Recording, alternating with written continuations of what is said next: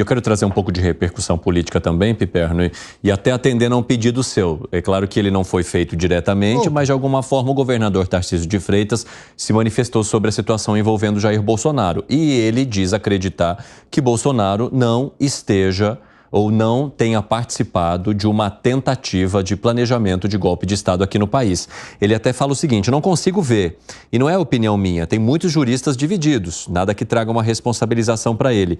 Acho que o pessoal está criando muita coisa, com o tempo tudo vai ser esclarecido. Foi o que disse então Tarcísio de Freitas, Fábio Piperno. Bom, ele governa um estado que tem 45 milhões de pessoas. Ele foi eleito, muito bem eleito, sinal por larga margem. Então, é óbvio que ele tem muitos apoiadores. Ora, a gente exige que um político ele se posicione em relação a qualquer coisa. Ou você é a favor da maconha, ou você gosta de banana verde ou madura. Então, se a gente exige tudo isso de um político, era nada mais natural do que imaginar que ele vá se posicionar. E aqui eu não estou para fazer juízo de valor em relação ao que ele disse, se é bom ou se é ruim. Eu posso ter uma opinião diferente da avaliação dele.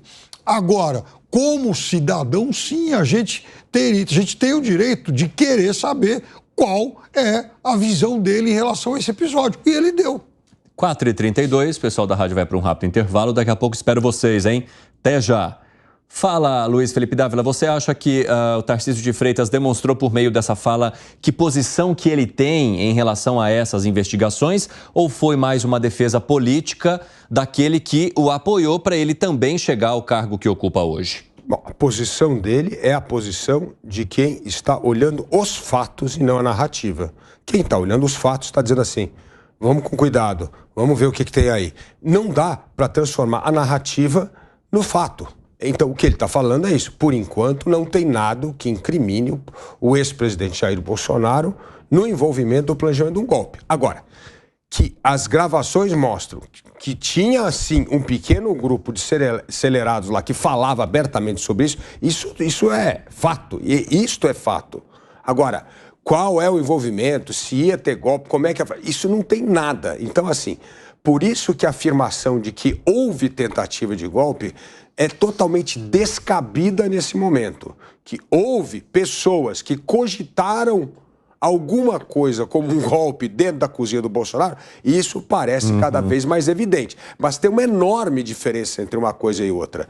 E o que Tarcísio está falando é exatamente isso. Hoje não tem nada que comprometa o presidente da República envolvido numa tentativa de golpe de Estado. E isto é alguém que está olhando os fatos e não contaminado pela narrativa que está sendo criada. Gustavo Segré, você entende que o governador esteja olhando para os fatos, então, sem nenhum tipo de contaminação, ou também tem uma pitada de apoio político em relação ao seu padrinho Jair Bolsonaro? Para mim, as duas coisas. Ah, é? Por quê? Porque não estaria Tarcísio nesse lugar se não fosse pela sugestão, apoio e categoricamente uma conclusão a respeito de quem era o representante do Bolsonaro no estado de São Paulo. Era ele. E por isso ele ganhou. Lembrando que o Tarcísio no começo não era uma pessoa tão conhecida, tinha feito uma muito boa gestão como ministro de infraestrutura, mas até aí era uma questão técnica.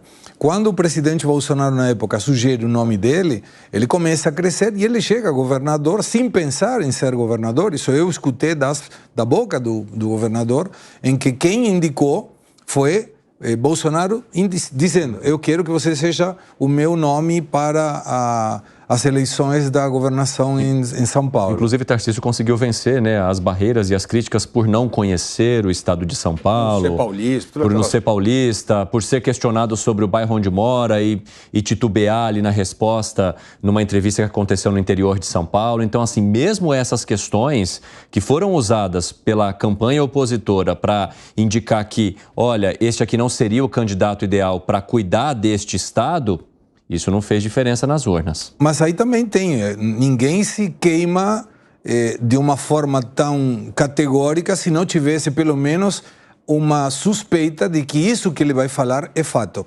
E hoje, em função dos fatos, o que a gente vê é que tem investigações, pessoas próximas ao presidente, algumas falas do presidente que deveriam ser avaliadas, inclusive pela gente, com um contexto mais geral, e aí poder indicar, dizendo, se hoje o Tarcísio menciona. Hoje eu não vejo isso. Não quer dizer que o dia de amanhã possa mudar, mas é claramente um apoio, muito mais um apoio em consideração à manifestação que está propondo o próprio presidente da República, e Tarcísio talvez esteja aí também. 4h35, nossos ouvintes já estão de volta.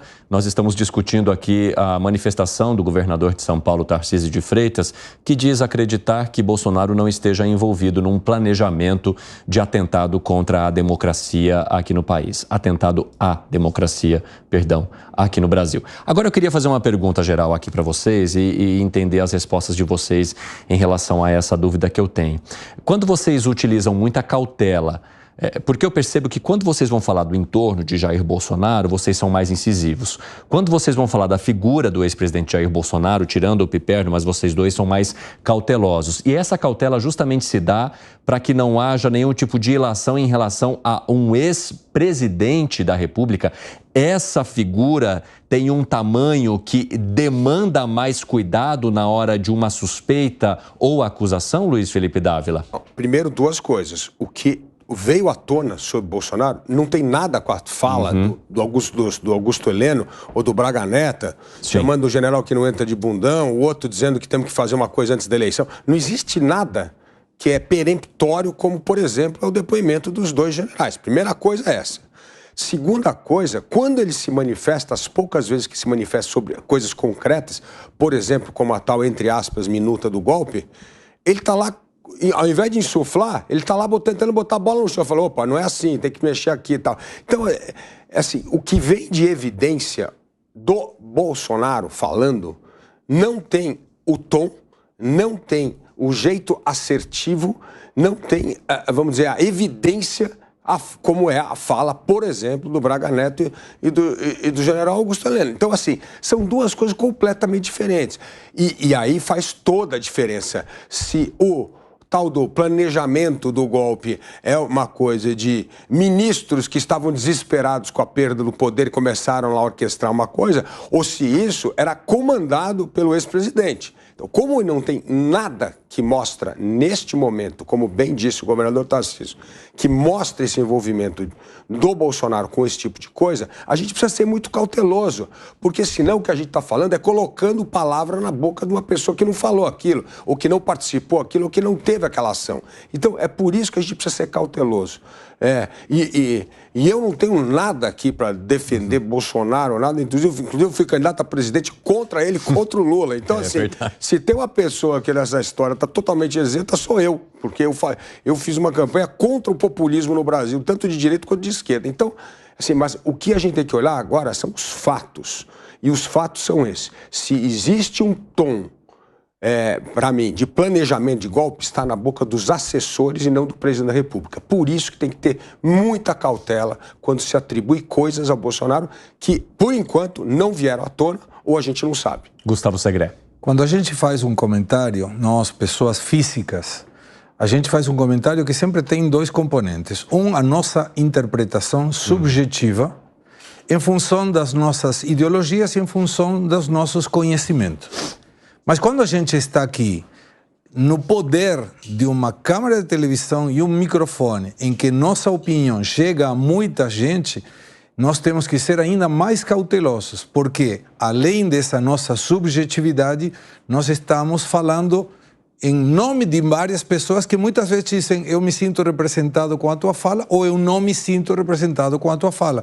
Então, a gente está tratando um tema muito sério em que é necessário ter, claro, o nosso comentário, a nossa opinião subjetiva, sem dúvida, mas sempre amparada com argumentos. Senão, eu, pessoalmente, sou contra as narrativas que não apresentam fatos argumentais e com fontes. Estaria entrando naquela linha que eu tanto critico. Fala, Piperno. É claro que a minuta do golpe, ela não é uma encíclica papal. Então, se alguém está revisando a minuta do golpe para falar, não prende esse, vai naquele, isso é assim, aquilo é assado, é óbvio que ele está participando da elaboração disso. Então, isso já é, por si só, algum batom na cueca. É claro que há também outras evidências que estão sendo investigadas. Então, é legítimo que a Polícia Federal, que enfim, os órgãos de segurança tenham tempo para buscar ainda mais comprovações. Mas a minuta por si só, ela já é algo muito forte.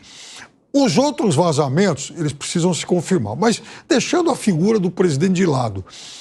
E outro dia eu disse algo aqui que não foi talvez muito bem entendido, muito bem compreendido até pelos meus amigos de esquerda, que acontece o seguinte: em relação ao Bolsonaro, ao Lula, ao Temer, Sarney, Fernando Henrique, qualquer outro presidente da República, eu defendo que a gente tenha todo o rigor.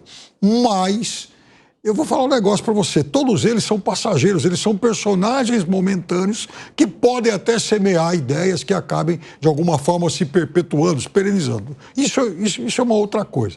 Agora, em relação, por exemplo, às Forças Armadas, elas são para sempre. Elas são para sempre e desde sempre elas participaram desse tipo de urdidura e até hoje não teve ninguém punido por conta disso. Então é isso que eu cobro mais. Então quando a gente vê um general falando, olha, o outro é um banana porque ele não quis entrar, pera lá. Não, pera aí. Então ele tá com fome. Ué, mas ele não quis entrar em quê? Opa! Tem duas coisas aqui completamente diferentes que a gente está tratando. Primeira coisa, a tal da minuta do golpe poderia ter sido a sugestão de um daqueles do entorno que o presidente poderia decretar estado de exceção e estado de sítio. E isto é, sim, um atributo do presidente da República. Lógico, o estado de sítio tem que ser declarado pelo Poder Executivo e aprovado no Congresso Nacional. Definindo prisão de ministro do STF? A troco de quê? Espera aí, ele pode... ali o que ele está dizendo é o seguinte, eu não sei quais eram os motivos que ouvia lá alguma possibilidade de se declarar estado de sítio ou de exceção. Mas o que eu estou dizendo é o seguinte, chamar de minuta de golpe um documento que poderia ser o início de alguém querer pedir estado de exceção ou estado de sítio... Ou prisão de ministro do STF. Piperno, se ele está dizendo, se ele, na discussão daquele momento, no momento de exceção de estado de sítio, o poder, se for otorgado ao presidente da República, ele tem o poder de fazer, inclusive de prender, se ele quiser. O ponto é o seguinte... Não é uma medida autoritária? Não, lógico que é, mas Piperno, eu estou dizendo assim, medida de exceção ou de estado de sítio, ela é uma medida per se autoritária, mas é uma medida autoritária hoje que está prevista na Constituição do país. Então, é diferente isso de uma regra para começar um golpe de Estado. É totalmente diferente. Por isso que eu falo, até com esse documento, nós precisamos entender melhor o contexto para poder opinar se isso é um planejamento dessa cozinha de acelerado ou se isso era ali um esboço de um estado de sítio ou de um regime de exceção que, naquele momento, entendia que precisava ter, porque o Brasil estava vivendo uma convulsão. O estado de sítio porque perdeu a eleição. Não, por isso que eu estou dizendo, eu não tenho ali a justificativa. O que eu estou dizendo é que isto é um atributo do presidente da República. E não podemos esquecer, ele até pode fazer a minuta do estado de sítio, só que ele precisa submeter ao Congresso Nacional e precisa ser aprovado por maioria. E quem é que disse que todas essas etapas iam acontecer? Então, por isso que eu digo que até com este documento precisamos ter cuidado. Então, esse é o primeiro ponto. O segundo ponto em relação às Forças Armadas. Eu concordo com você que as Forças Armadas têm um péssimo histórico de envolvimento em golpe de Estado e derrubar governo no Brasil. É assim. Aliás, começou no golpe republicano em 1889, foi tudo. 1930, tenentismo, 24. A gente sabe, 64, tá tudo lá. Você tem toda a razão enquanto a isso. Mas a gente não pode ter uma imagem das Forças Armadas só com o olho no retrovisor. O comportamento das Forças Armadas, desde a redemocratização do Brasil, foi um comportamento sempre muito exemplar no sentido de respeito à Constituição. Então, assim, não dá para a gente contaminar o julgamento atual com o histórico das Forças Armadas. A gente precisa entender à luz de uma realidade mais recente, que é a redemocratização do Brasil, que as Forças Armadas nunca deram um único sinal de jogar fora das quatro linhas do Estado Democrático de Direito. Davi, o que eu quero dizer para você, concordo em parte com a análise que você fez, mas é o seguinte, as Forças Armadas, até pela posição tomada pelo alto comando, segundo esses relatos, né, de muitas contradições, mas até onde a gente sabe, a tentativa, né, de golpe, então ela não prosperou, porque ela esbarrou nas posições legalistas da maior parte dos integrantes do alto comando. Perfeito. Não vou discordar de você em relação a isso. Mas é obrigação do alto comando das Forças Armadas também tomar atitudes contra as maçãs podres. Piperno, a banda podre tem que ser punida. Mas, ô Piperno, quem é que diz que não vai acontecer isso? Mas não A gente já contou aqui que as Forças Armadas estão esperando a conclusão do Supremo Tribunal Federal para poder adotar o regramento interno. O próprio Exército está dizendo isso. Vamos esperar as investigações, porque aí vai acontecer isso na Justiça Militar. Seria algo inédito. Alvissareiro, ótimo. Mas é isso, então. Mas é isso que eu estou dizendo. O direito de cobrar. Vamos esperar o andar da carruagem, em vez de ficar fazendo, suposição que não vai acontecer. É o momento que a gente precisa ter muito cuidado com o que a gente está colocando. Não é suposição de que não vai acontecer.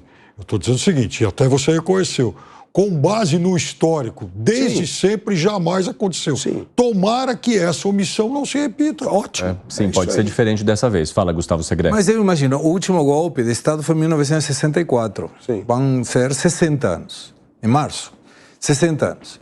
Se a gente considera isso, não tem no Instituto Militar uma matéria que diga como organizar um golpe de Estado. Então estamos falando, nesse espelho retrovisor, de uma geração que já não está no poder, que já muito provavelmente grande parte dessas pessoas não vivem mais, já faleceram, e que esse pessoal de hoje não tem nada a ver institucionalmente com aquele de 1964. Então, me parece que é injusto colocar todo mundo... Mais ou menos. No mesmo. Por quê? Porque eles... Mas tem muita gente que se inspira no que aconteceu no movimento de 64. Por exemplo, as ordens movimento do dia de 64, por exemplo. guia. Mas o ponto é o seguinte, uma coisa fundamental que teve em todos esses movimentos golpistas dentro do Exército, que não teve agora, eram generais que controlam tropas envolvidas na trama. Não teve nenhum. Era tudo cara de pijama, aposentado lá, que não tinha poder nenhum de levantar um único soldado. Então, só essa diferença já é brutal entre um planejamento, uma coisa, e o que realmente acontece. Mas sabe que tem outra questão também? Arrematem aí, senhores, para dar tempo da gente falar de mais um. Essa época de golpe de Estado era uma época em que os Estados Unidos davam o avanço, dizendo, ok, pode ir, dava o apoio, e era uma questão regional. Se você vê Chile, Argentina, Uruguai, Paraguai, Brasil, eram muitos países que tinham, em teoria, a mesma conjuntura política, o risco do comunismo como argumento de defesa, terrorismo local, interno em alguns casos, e que isso tinha que ser retirado da realidade. Mas era todo mundo. Não me parece que esse contexto dessa época de 60, 70, seja o mesmo que agora. Quando o general Mourão se manifesta contra as investigações a esses militares, eu realmente fico preocupado.